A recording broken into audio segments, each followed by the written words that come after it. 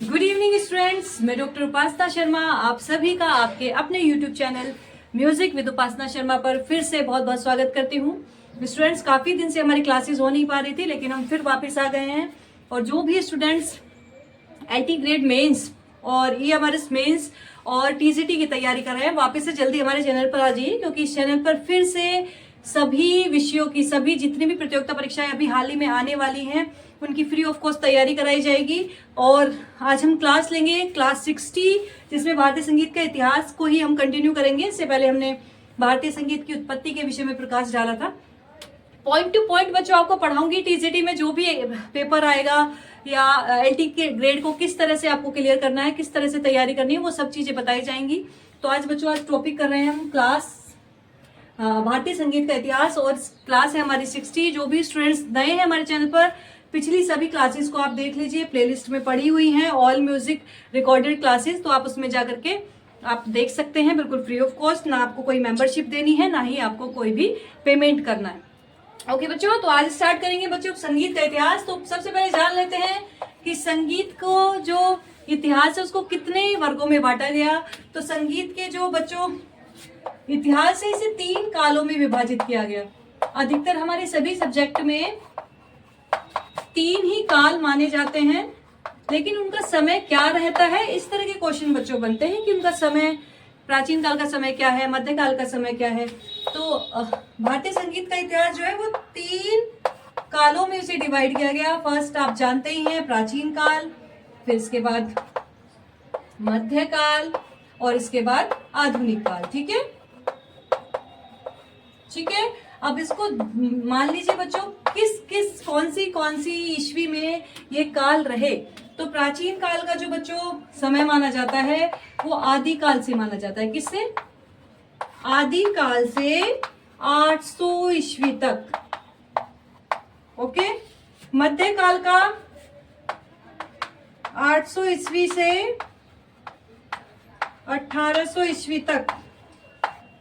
आधुनिक काल का 1800 ईस्वी से अब तक। ठीक है। और कई बार बच्चों आपकी मैं कंफ्यूजन दूर कर दूं, मध्यकाल का कई बार जो ऑप्शन होता है वो 800 से नहीं होता है। वो क्यों होता है? क्योंकि मध्यकाल को पूर्व मध्यकाल और उत्तर मध्यकाल दोनों में डिवाइडेशन उसका कर दिया जाता है। जब हम पूर्व मध्यकाल की बात करते हैं तो वो 800 से माना जाता है, लेकिन उत्तर मध्यकाल की हम बात करते हैं वो 1300 ईस्वी से माना जाता है। तो इस तरह से पॉइंट टू पॉइंट बच्चों आपको पढ़ाऊंगी भारतीय संगीत का। अगर अब हम इतिहास पढ़ने लगे बच्चों, हमारी उमेश जोशी जी की बुक है, तो बहुत ही डीपली, बहुत ही अंदर चले जाएंगे, लेकिन जो एग्जाम में चीजें लगती हैं वो पॉइंट टू पॉइंट मैं आज आपको पढ़ाने वाली हूँ, तो उनको आप बिल्कुल नोट डाउन कर लीजिएगा। ठीक है। तो अब ये क्लियर हो गया है आप सभी को कि 3 कालों में विभक्त है, प्राचीन काल, मध्यकाल और आधुनिक काल। अब हम बात करेंगे बच्चों प्राचीन काल की। तो प्राचीन काल भी बच्चों 3 कालों में विभक्त हुआ है। प्राचीन काल को भी 3 कालों में विभक्त किया गया है। वो कौन कौन से काल है? सबसे पहले है बच्चों वैदिक काल। कौन सा है? वैदिक काल। ठीक है। दूसरा है बच्चों संदिग्ध काल। ठीक है। और थर्ड है आपका भरत काल। कौन सा है? भरत काल। ठीक है। तो क्लियर हो गया आप सभी को। संगीत का जो डिवाइडेशन हुआ, संगीत के इतिहास का जो डिवाइडेशन हुआ वो 3 में हुआ, प्राचीन काल, मध्यकाल और आधुनिक काल। लेकिन फिर प्राचीन काल का भी जो डिवाइडेशन किया गया वो भी 3 कालों में किया गया। कौन कौन से हैं? ये सभी प्राचीन काल के अंतर्गत आएंगे बच्चों। अगर ये पूछा जाए आपसे कि वैदिक काल का समय किसके अंतर्गत आता है या भरत काल का, तो आप बताएंगे ये सब प्राचीन काल के अंतर्गत आते हैं। तो बच्चों ये क्लियर हो गया आप सभी को। अब हम बात करेंगे वैदिक काल के विषय में, है ना। वैदिक काल से संगीत क्यों जुड़ा हुआ है? भाई जो वैदिक काल है, सबसे पहले तो ये आपको पता होना चाहिए, वैदिक काल जैसे कि नाम से स्पष्ट हो रहा है, यानी कि वैदिक काल में जो हमारे 4 वेद हैं उनका वर्णन मिलेगा। नाम से स्पष्ट हो रहा है वैदिक, यानी कि वेदों का काल। तो 4 वेद कौन कौन से हैं इनका भी आपको पता होना चाहिए। ऋग्वेद, यजुर्वेद, सामवेद और अथर्ववेद। इन 4 वेदों का इसमें वैदिक काल में वर्णन है। इनसे संबंधित जो भी चीजें हैं वो इसमें दर्शाई गई हैं। लेकिन संगीत संबंधी जो वेद है वो कौन सा वेद है? सामवेद। कौन सा? सामवेद। ठीक है। ये क्वेश्चन कई बार बनता है कि संगीत संबंधी जो सामग्री मिलती है वो कौन से वेद में मिलती है? तो सामवेद में मिलती है बच्चों। अब सामवेद जो है, ऋग्वेद में जो भी हमारे मंत्र थे उनका जो गेय रूप मिलता है, यानी कि उनका गायन जो मिलता है वो किस में मिलता है? सामवेद में मिलता है। इसलिए संगीत हमारी तो वही काम की चीजें, जो गायन है, वादन, नृत्य, वो सब चीजें किस में मिलती है? सामवेद में। और ऋग्वेद की जो ऋचाएं थी उस समय, या उनको मंत्र बोल लीजिए, उस समय जो ऋचाएं थी उनका जब गायन किया जाता था, वो गायन मिलता था, वो किस में मिलता था? सामवेद में। तो संगीत संबंधी वेद कौन सा है? सामवेद। और सामवेद का उपवेद कौन सा है बच्चों? आप सभी को ये पहले मैंने लाइव क्लासेस में चीजें करा दी हैं। सामवेद का उपवेद है गंधर्व वेद। बच्चों, इस चैनल की सबसे बड़ी विशेषता ये है कि इस चैनल पर सभी संगीत प्रतियोगिता परीक्षाओं की तैयारी कराई जाती है। चाहे आप बिहार से हैं, बीपीएससी दे रहे हो, आप राजस्थान से आरपीएससी दे रहे हो, आप हरियाणा से हो, हरियाणा वाला कोई एग्जाम दे रहे हो, चाहे वो उच्च ये मान लीजिए चाहे वो हायर है या चाहे वो इंटर कॉलेज का है, कोई भी आप एग्जाम दे रहे हो, चाहे आप एस्टेट दे रहे हो, किसी भी एग्जाम को क्लियर करने के लिए ये जो टॉपिक आपको कराए जा रहे हैं ये सबको ही पढ़ने होते हैं। ऐसा नहीं है, सभी का सिलेबस अलग होता है। संगीत के कुछ टॉपिक ऐसे हैं जो सभी एग्जाम्स में आते हैं, तो आप इनको जरूर पढ़िएगा और आपको इनसे जरूर बहुत आसान भाषा में आपको पढ़ाया जा रहा है। और ये चीजें आपको देखेंगे आप पेपर्स में लिखी मिलेंगी आपको, ठीक है। तो सारी जो गेय रचना थी वो सामवेद में थी, और इन सामवेद में जो ये रचनाएं थी या कह सकते हैं ऋचाएं थी, उनका जो मंत्रों का जो पाठ होता था बच्चों, मंत्रों का जो पाठ होता था वो किसमें होता था? 3 स्वरों में होता था। आप सभी जानते होंगे मंत्रों का जो पाठ होता था वो 3 स्वरों में होता था। वो कौन कौन से स्वर थे? उदात्त स्वर, अनुदात्त स्वर और स्वरित, ठीक है। उदात्त यानी ऊंचे स्वर, अनुदात्त यानी नीचे स्वर और स्वरित यानी कि बीच के स्वर। तो इस तरह के 3 स्वरों का प्रयोग प्रारंभ में किया जाता था, जिसमें जब हम सामगान गाते थे तो 3 स्वरों का प्रयोग किया जाता था। सामवेद में सामगान गाते थे, लेकिन चलते चलते बच्चों इसमें वैदिक काल में जब हम आगे बढ़ते गए तो इसमें 7 स्वरों का प्रयोग किया जाने लगा। वो 7 स्वर कौन कौन से थे वो भी आप लिख लीजिए। पहला स्वर कौन सा था? क्रुष्ट। क्रुष्ट। तो ये कई बार आता है कि प्रथम स्वर कौन सा वैदिक काल में माना जाता है, तो प्रथम स्वर बच्चों है क्रुष्ट, ठीक है। फिर सेकंड तो आपका द्वितीय, समझ भी लीजिए और लिख भी लीजिए। थर्ड आपका तृतीय, चतुर्थ मंद्र, अतिस्वार्य। अतिस्वार्य जो था बच्चों वो अंतिम स्वर था। तो कई बार ये भी पूछ लिया जाता है कि अंतिम स्वर कौन सा है, तो आप बता देंगे अतिस्वार्य जो है वो अंतिम स्वर है, और जो फर्स्ट स्वर है वो कौन सा है? क्रुष्ट स्वर है। क्रुष्ट के बाद बच्चों प्रथम स्वर आएगा। ये मैं भूल गई लिखना, प्रथम, ठीक है। जो जिसका नाम ही है, स्वर का नाम ही प्रथम है।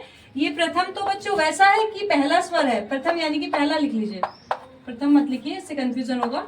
तो क्रुष्ट जो है बच्चों वो पहला स्वर, उसके बाद प्रथम स्वर, फिर द्वितीय स्वर, फिर तृतीय स्वर, फिर चतुर्थ स्वर, फिर मंद स्वर, फिर अतिस्वार्य। तभी तो हमारे साथ बैठेंगे इस तरह से। तो 7वां स्वर हमारा बच्चों अतिस्वार्य था, और इसको ही अंतिम स्वर कहा जाता था। प्रारंभ में वैदिक काल में 3 स्वरों का प्रयोग किया जाता था, उदात्त, अनुदात्त और स्वरित। लेकिन इसके बाद धीरे धीरे विकास होता चला गया, और फिर 3 से 4, 4 से 5, 6 से 7 स्वरों की उत्पत्ति कर दी गई। यहां तक क्लियर हो रहा है बच्चों? आप सभी को क्लियर हो गया यहां तक?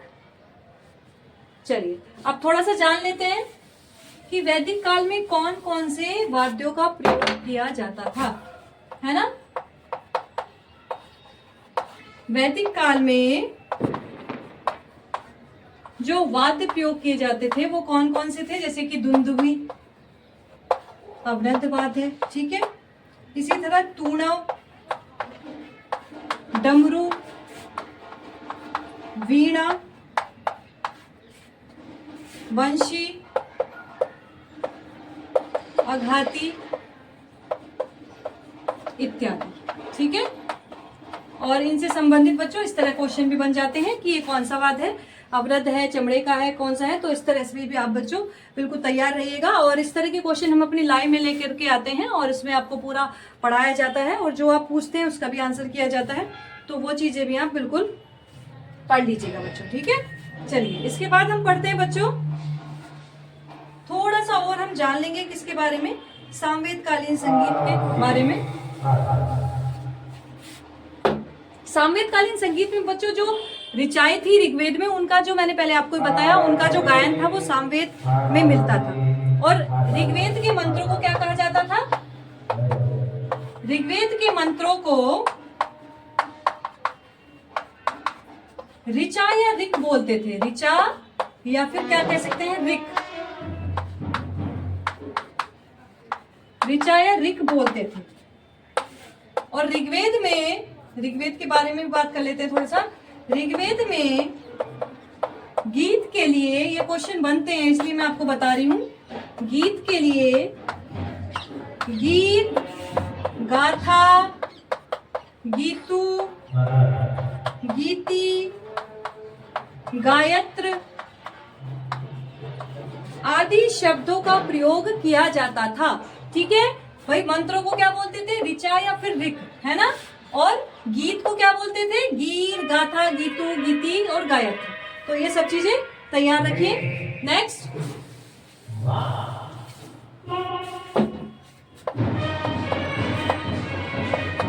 जब ऋग्वेद की ऋचाएं, लो जी बैंड शुरू हो गया, लेकिन इसको मैं पूरा करा दूंगी, आप सभी सुन लीजिएगा, मेरी आवाज तो आ ही रही होगी। जब ऋग्वेद की ऋचाएं स्वरों में बंध जाती थी,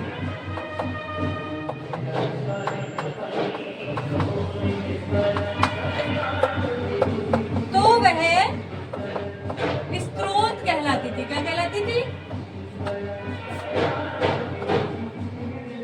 तो वह क्या कहलाती थी बच्चों? स्त्रोत। ये क्वेश्चन भी कई बार आया है। तो जब ऋग्वेद की ऋचाएं स्वरों में बंध जाती थी तो वह स्त्रोत कहलाती थी। तो ये सामवेदकालीन संगीत के विषय में थोड़ा सा हम पढ़ रहे हैं, ऋग्वेदकालीन। अब सामवेद में जो सामगान होता था, सामवेद में सामगान होता था। सामगान में बच्चों 5 या 7 स्वर प्रयोग किए जाते थे। कई बार ये क्वेश्चन आता है कि सामगान में कितने स्वर प्रयोग किए जाते थे, कि 5 या 7। कुछ विद्वान 4 या 3 भी कर सकते थे, लेकिन 3 स्वरों से कम में सामगान नहीं होता था। ये सब लिख लीजिए कि 3 स्वरों से कम में सामगान नहीं होता था। और सामगान में स्वरों का जो क्रम था बच्चों वो अवरोहात्मक था। यानी कि ये क्वेश्चन भी कई बार आता है कि सामगान में जो स्वरों का जो क्रम हम कर रखते थे वो कैसे रखते थे? आरोह में रखते थे या अवरोह में? तो ये वो कैसे था? अवरोहात्मक। ठीक है बच्चों, शोर थोड़ा ज्यादा हो रहा है, तो अब हम इसके बारे में थोड़ा सा कल पढ़ेंगे। कल सब तैयार रहिएगा। इसी तरह की वीडियो रोज आपको बिल्कुल फ्री ऑफ कॉस्ट मिलेगी।